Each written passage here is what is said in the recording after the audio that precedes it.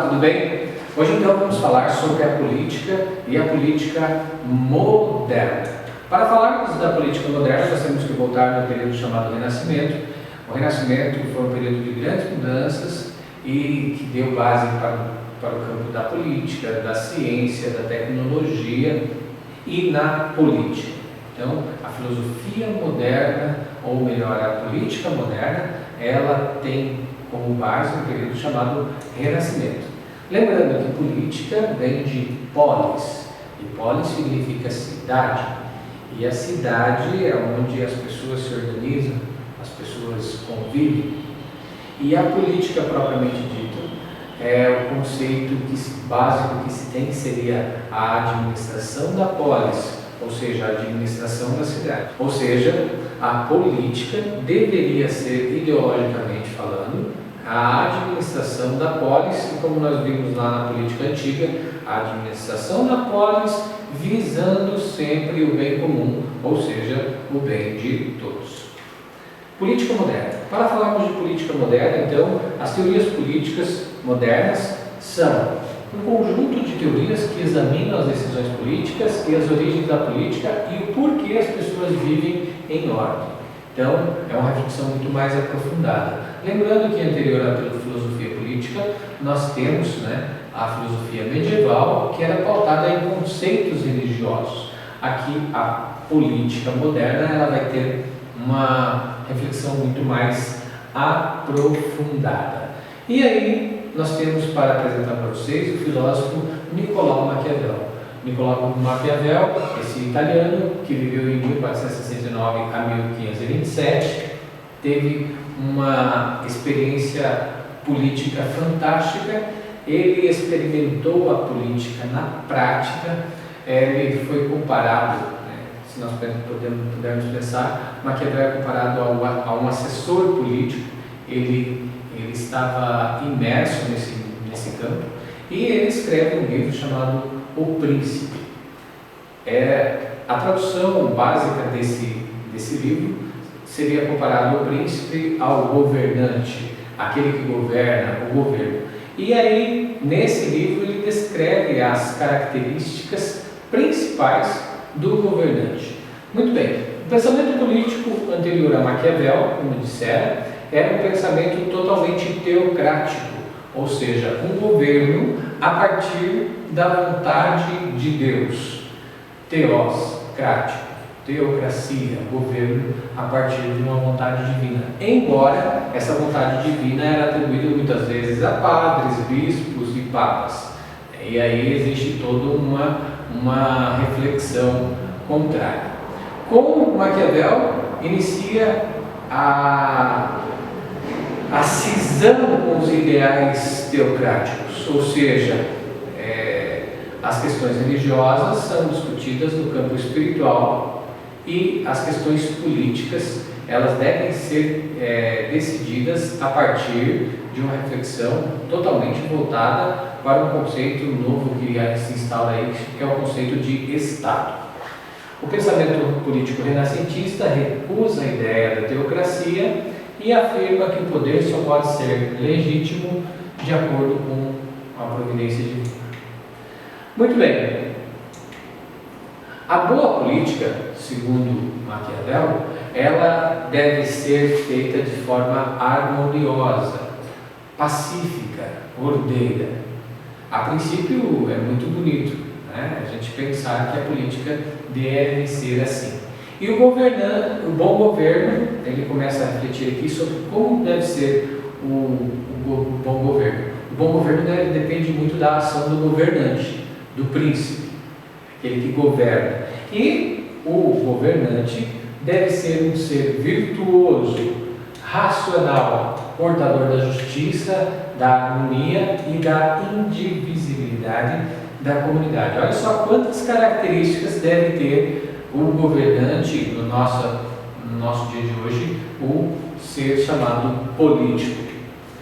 O pensamento político de Maquiavel, ele parte do seguinte princípio, a partir da experiência real do seu tempo. Ele observou a política no período dele Ele foi diplomata, ele foi conselheiro, como disseram anteriormente, ele foi um assessor político. Ele viu na prática como que a política funcionava. Os governantes de Florença, as lutas, a centralização do poder, né, naquele período do poder monárquico, né, ele viu também a ascensão da burguesia comercial das grandes cidades. Então ele teve uma leitura muito própria daquele período.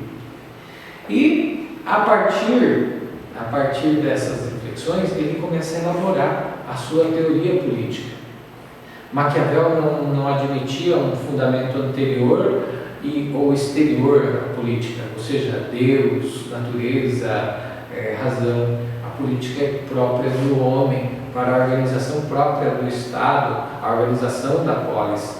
Segundo ele, a cidade é tecida por lutas internas. Por quê? Porque é feita de pessoas, e cada pessoa tem uma ideia, uma forma de ver o mundo, enfim.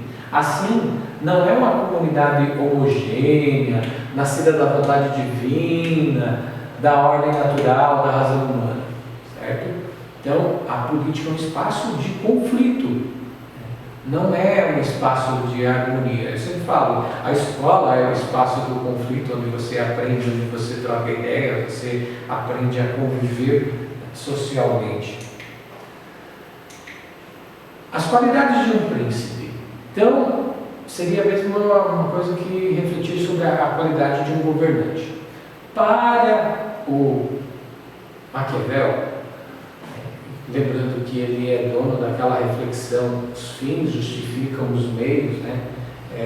Essa frase, tem hora que ela é confundida com ser maquiavélico, ou seja, os fins justificam os meios, dependendo da finalidade, qualquer meio é possível. Enfim, mas ele nunca disse isso, né?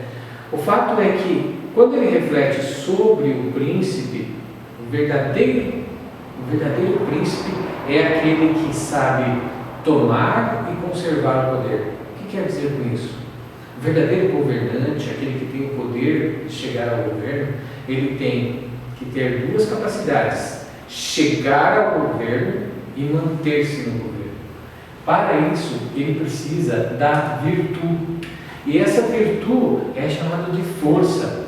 É a força da retórica, a força da persuasão, a força militar. Então, são qualidades para permanecer no poder. E aqui, muitas das vezes, o Maquiavel é porque, mesmo que use a violência para manter-se no poder, qual é o fim? Manter-se no poder. Os fins justificam os meios. Quais são os meios? A violência. Então, muitas das vezes, aqui que muitas vezes as pessoas atribuem o Maquiavel ao maquiavélico, né? ao ser mau e tudo mais. O príncipe não pode ser odiado, mas respeitado e temido. Porque se for só odiado também, ele merece, deve ser uma pessoa que tenha respeito. E as pessoas devem ter medo dele. Então, essa é uma das visões que se tem para o governante, para o príncipe. Muito bem.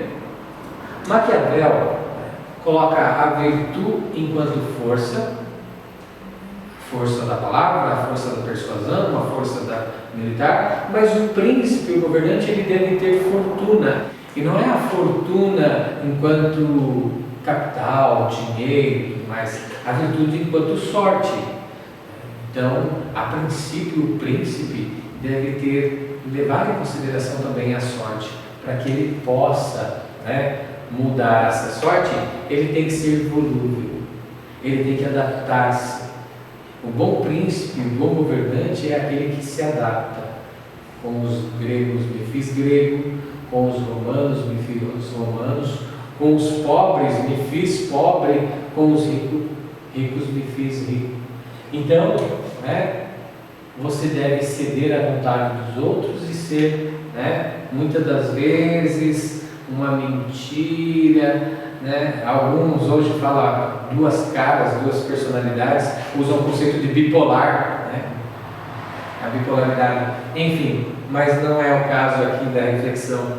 Mas deve ter essa capacidade de ser volúvel. Muito bem. A fortuna é sempre favorável para quem deseja agarrá-la. A sorte é sempre favorável, né? A sorte que se oferece como presente para quem é usado e está disposto a vencê-la. Então, para ser um bom príncipe, você depende dessa fortuna, que é a sorte. Segundo o Maquiavel, o governante também deve ser astucioso, deve-se ter, a ação política depende da astúcia, depende da capacidade de adaptar-se às circunstâncias e aos tempos, ou seja, como eu disse anteriormente, dependendo do local, dependendo da pessoa, o príncipe, o governante tem que ter essa capacidade. Não tem nada a ver com virtude ética, moral, religiosa, valores, axiologia, teologia cristã, não. O bom governante é aquele que sabe, eu sempre falo que o político é aquele que atende bem o porteiro ao presidente da empresa, né? Ele atende bem a todos.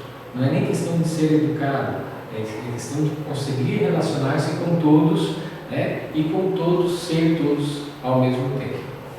Muito bem, estamos quase ao fim da nossa reflexão, né? E eu gostaria de ler esse excerto da obra O Príncipe. Um príncipe deve servir-se da natureza da besta. Deve dela tirar as qualidades da raposa, né? Porque a raposa é astuciosa, e do leão a força, pois este não tem defesa contra os laços, e a raposa contra os lobos. Precisa, pois, ser raposa para conhecer os laços, e leão para aterrorizar os lobos. Os que fizerem unicamente de leões não serão bem-sucedidos. Nós temos que ter a astúcia da raposa e a força do leão. Essa é a grande característica do príncipe ou seja, do governante. E depois dessa explanação sobre Maquiavel, ele vai dar essa contribuição para os próximos filósofos chamados contratualistas, que vão determinar o conceito de um Estado a partir do contrato social, ou seja, de um acordo social, onde eu transfiro os meus direitos a uma pessoa ou um representante a ser o meu governante. Lembrando que para Maquiavel, o príncipe tem que ter algumas características, e essas características geralmente lhe são próprias, dentre elas a virtude, a força e, sempre lembrando a frase máxima dele: os fins justificam os meios. Tudo de bom para vocês, bons estudos e até a próxima. Tchau, tchau.